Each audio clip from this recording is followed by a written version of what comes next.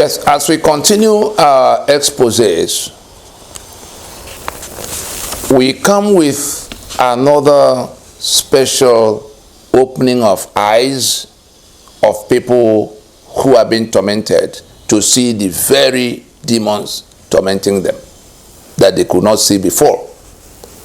Now, Nigeria we live in is like a huge pyramid with granite deckings in which there's an apex, there's a peak, there's a top to it, and it's in 5 layers. There's also a bottom to it, in which the people are the base of that pyramid in their quagmire. And so we have a command and control structure that was designed to be so. And when I say this, I say it because we have the documents of proof. The documents we got by all means, the way WikiLeaks used to get its documents from the British archives, which our fathers didn't see, didn't know. I happen to have been eyeball to eyeball with those who went to negotiate our independence at the beginning of this whole thing that is now being implemented, being enforced, the consensus we have built. Enohoro, for instance, Hope Harriman, for instance, those who actually went to those discussions we've been hearing about, they didn't know about all of the things the British concealed in the background. So we've come today as part of the Enlightenment series that will prepare you for the joint jailbreak that we are, mobilizing for. The prison gate is already shattered. The prison walls are compromised. All of us who are locked here against our will by the brigandage of the British since 1914 and being held here against our will, but with our forged signature under the 1999 constitution imposed by the Caliphate, I want us to listen carefully. In that command and control, hierarchical structure, we have a chain of command that is in 5 main compartments. At the peak of that chain, at the head of that chain of command, is the British Crown and the UK government. Next in that chain of command is the Caliphate, the Sokoto Caliphate. Down from that is the Constitution of Nigeria as dictated by the first 2, by the Caliphate in consultation with the British Crown and government of the UK. Then from that constitution, you come to the 4th layer. That's where your federal government of Nigeria occurs. And then, of course, we could have been talking about the states as another layer, but the states are just appendages to the federal government. They don't really control anything. The 68 items on the exclusive list take away everything. The states are actually the cells in that prison, that caliphate prison called Nigeria. The states are the cells where, the way the prisoners are not all just poured into one compound. The prisoners are kept in cells, separated from one another, and they can't interact themselves with themselves outside what the warders, outside what the prison keepers approve of. So the 36 states and the 7 and 4 local government areas are like inside the prison compound called Nigeria. You now have block 1, 2, 3, 4 to 36. Inside those blocks, you now have cells where you see local government areas. That's what they are. But basically, there's only one government of Nigeria dictated by the constitution in the 4th layer from the chain of command we are talking about. So we have the British Crown and British government, the Caliphate, the constitution they dictate together, and the federal government operated by that caliphate. In that chain of command, and the people at the base who are now living with all the calamities we complain about. The purpose of this broadcast is to show you exactly how the things happening to you are coming to you, and from where they are coming, especially the ones we are not seeing. In that pyramid, the British crown is the Coven, the headquarters of the evil we are suffering in that basement, the quagmire of our daily living, where we are being killed and slaughtered, where we are being impoverished and we've become the global capital for poverty, where we can't have electricity, where we can't have equality of access, the quota system, where our infrastructure is dilapidated to the point of no use, where there's no healthcare, there's no education that that can produce skills. Everything evil you can imagine is in that quagmire at the base, and that's the daily life of the people. Impunity. What is the cause of all? How did we come to that? We look up, we see our government stealing, corruption, soldier killing, police killing, DSS killing, SARS killing, economy killing, electricity killing. Everything is pouring from that with impunity against all of us, and the immunity for the people who are pouring those things upon us, called government. The Nigeria itself is a prison compound. The states are the building, the blocks, the prison blocks, the blocks inside the prison compound. The local government areas are the cells in the blocks. In that order, but there's only one prison compound, and the occupants, the people. With the chains that is, on their legs, and the shackles in their hands, which is where they begin to see poverty, they begin to see insecurity, they begin to see inequality, they begin to see all kinds of lacks and dysfunctional society. No electricity. Everything they try to do is, like rain falling on them. Now that government they see, basically the federal government that in the 68 items of exclusive list are the ones dishing out this lack of electricity, lack of petroleum, lack of accountability, corruption, impunity, all the things we see in the surface, and the people doing it. That's the government is the one we see. But that's how far most of our people can see.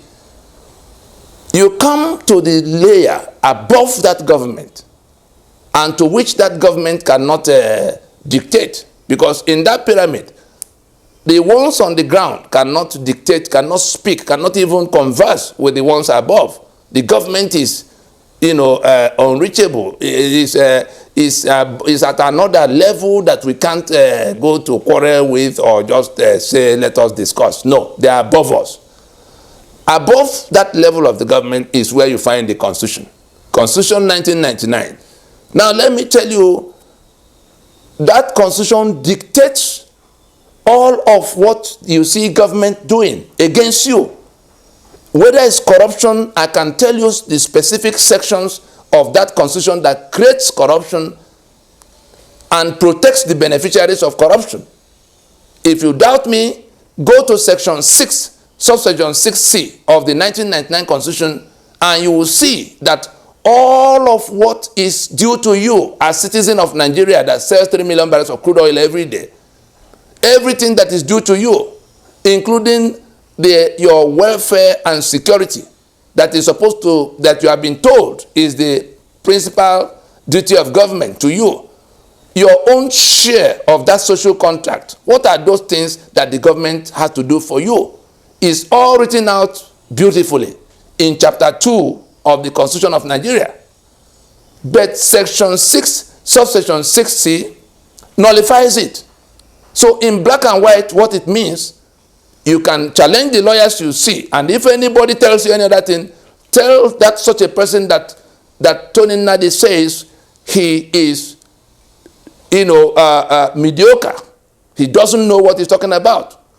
All of those beautiful things listed in chapter 2 that are supposed to be your own share as the citizen in that social contract called the Constitution is nullified and made discretionary. That's Section 6, subsection 6C says that it is at the discretion of the government of the day to do or not to do. That means if they don't do, you have no legal recourse against them. I was surprised some 2-3 years ago when some lawyers led by Olusegun Abakoba went to file a suit in Abuja against the Buhari that was appointing only his kinsmen into key offices. And they were asking for a damage of 50 billion for what Buhari had done wrong. That thing they took to court, the lopsidedness of appointment in Buhari's administration. The basis of going to court, they were pointing at Chapter 2 that requires, that stipulates some kind of equity in federal character, equal opportunity for everybody.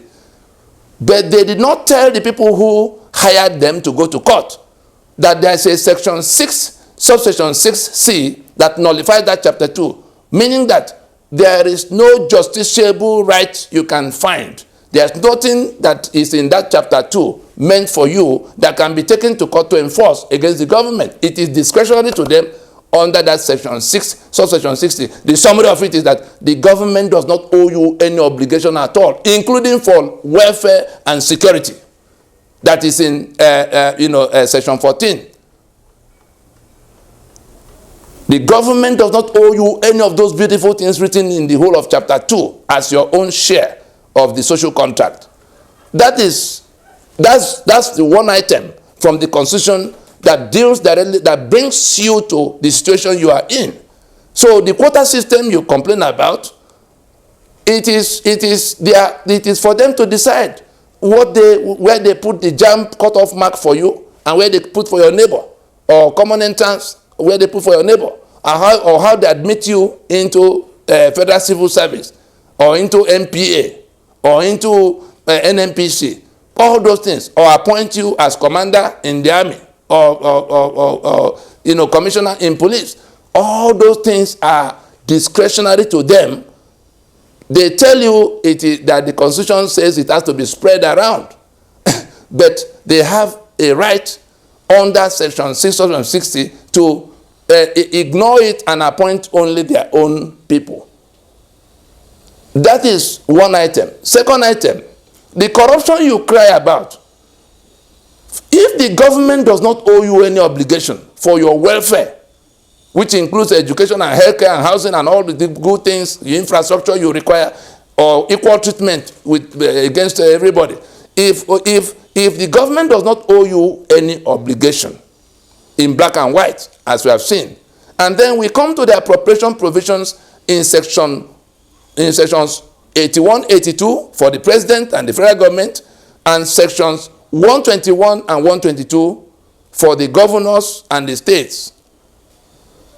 Those sections hand over the spare keys of the treasury to the heads of the executive branch. See the way it works. Section 81 says that the president cannot spend any money from the treasury except by the approval by way of appropriation of the National Assembly.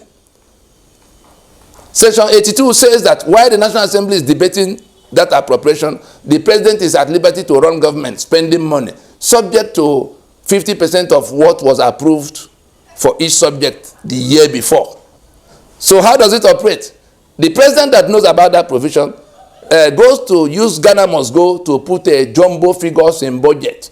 And so, knowing fully well that he cannot get more than 100 billion for education, for instance, he will put 300 billion for education. The National Assembly people know that no more than 100 billion can come, but they have seen 300 billion. They collect their money, they collect their own share of that fraud by way of Ghana must go. So 300 billion is written. The reason for putting 300 billion for education by a president that knows that he cannot get more than 100 is to create the threshold that allows him to take everything that comes under the 50% rule dictated in Section 82 of the Constitution. As it is for education, so it is for healthcare, so it is for defense, and all the other subject headings of the budget.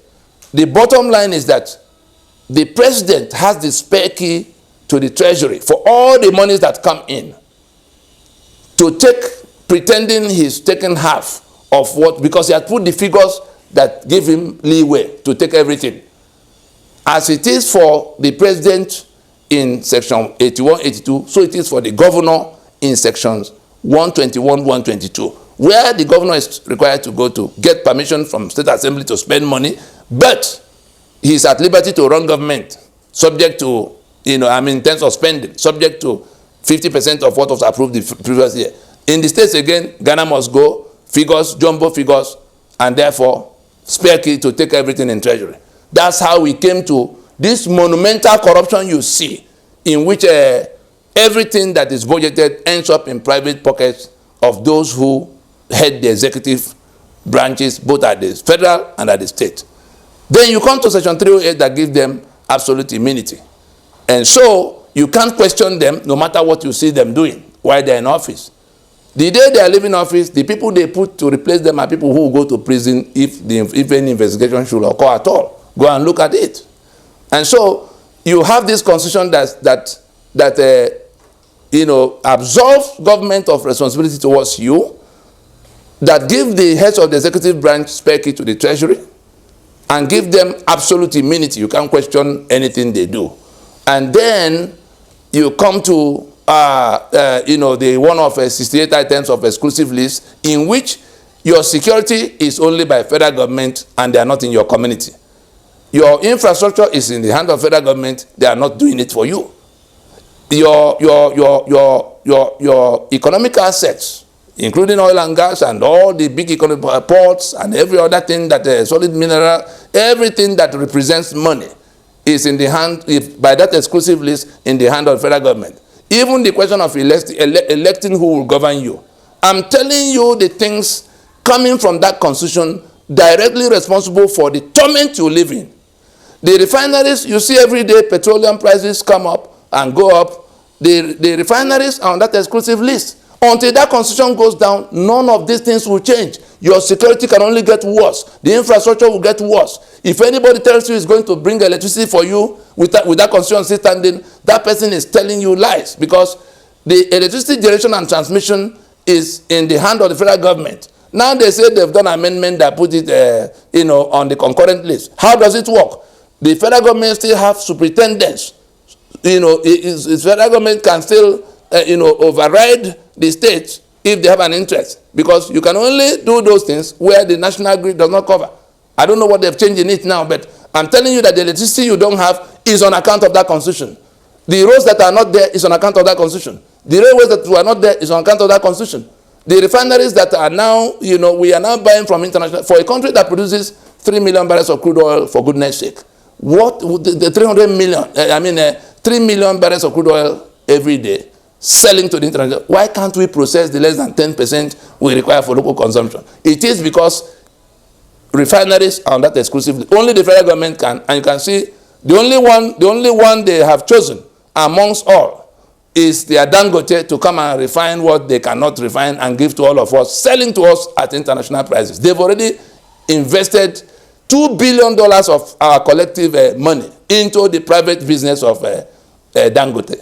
Having allotted the limestone of Benue to that same Dangote to become Africa's richest man producing cement, whereas Benue can take that cement and find whoever will process it with them and sell together. Lagos can run their port and make their 2 trillion in 1 year from that port. Those who own oil and gas can invite the people who have the technology to come and mine and pay royalty or taxes as we may agree. That is what a federation is supposed to be. So everything you lament about, including who will govern you, people sit in Abuja in the name of INEC, and whatever they process is what you get. If they leave you with a choice of you choose between armed robber or assassin or ritualist, those are the only candidates you have. Go and see the kind of people they process. And then you have, that's what you get as governor. That's what you get as government.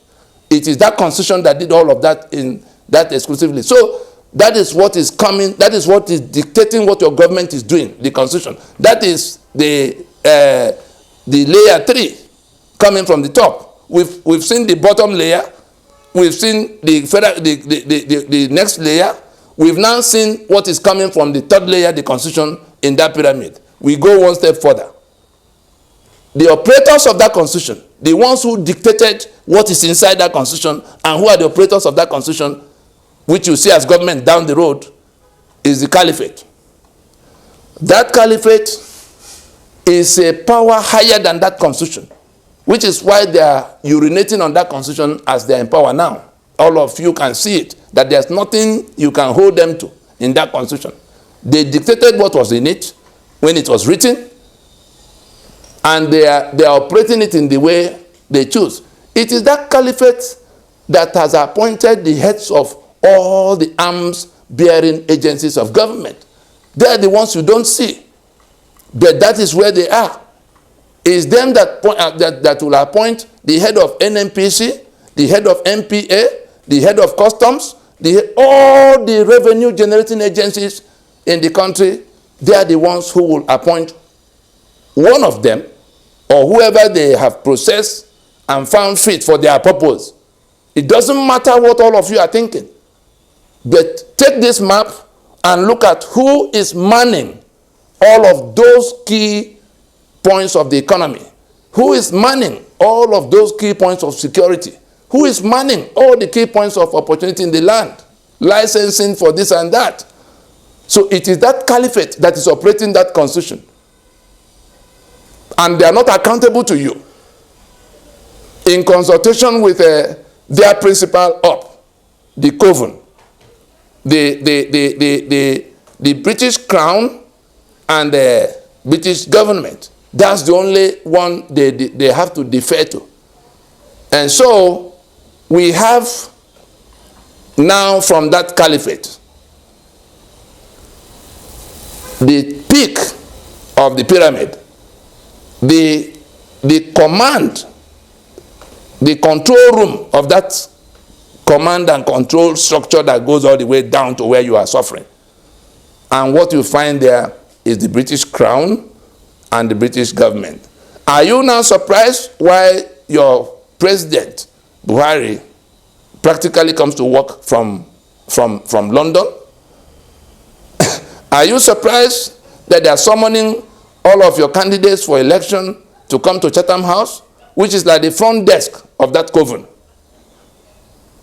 that has its inner chambers in Buckingham Palace, with number 10 Downing Street as the front office. Chatham House is the front desk in that front office. Peter Obi has been summoned there. We hear from the grapevine that Jonathan had to go there again because of the talk about how he can become candidate for all of them. Look at the pyramid again. What you see is from the top, the Coven, the principalities, that's the caliphate. The powers, that's the constitution they dictate. And the demons, the government you see. Every other thing you see of the governor, council chairman, and all the people tormenting you in your neighborhood are like familiar spirits in that order of evil. And so that is the Nigeria you are in. The reason we had to open all this up for you to see is that anything that will change your situation for electricity or for security or for equal opportunity, all the things you've been struggling to have changed in your life, nothing will change except that connecting rod called the Constitution, by which this unseen principalities and in the Coven, the principalities in conjunction with the Coven from where everything is settled, are holding you hostage by the instrumentality of the powers they dictate into the Constitution, imposing a government and the rules of governance that you had no contribution to. That's how they got to seizing the keys to the spare keys to the treasury and giving themselves immunity and putting 68 items in the exclusive list. In that pyramid, nobody talks upwards. Everything, command and control. The caliphate does not argue with the crown. The crown dictates to the caliphate dictates, consulting with the crown, the contents of the constitution, coming down. The constitution dictates what your government does, and you are at the bottom, receiving all of what flows from the top that now represents the quagmire you live in. I think we have we can now see more clearly. We then invite you to please dress back from whatever you were thinking before. Elections will not solve this problem. You can see you are trapped in a forest of 1,000 demons.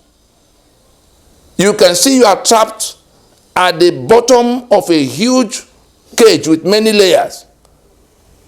You may think, oh, let's go and elect a better person to be governor or president. You are still just at the bottom of that pyramid. Whoever you elect will have to sit under these heavy demons, powers, principalities, and on top. And you are not seeing most of those.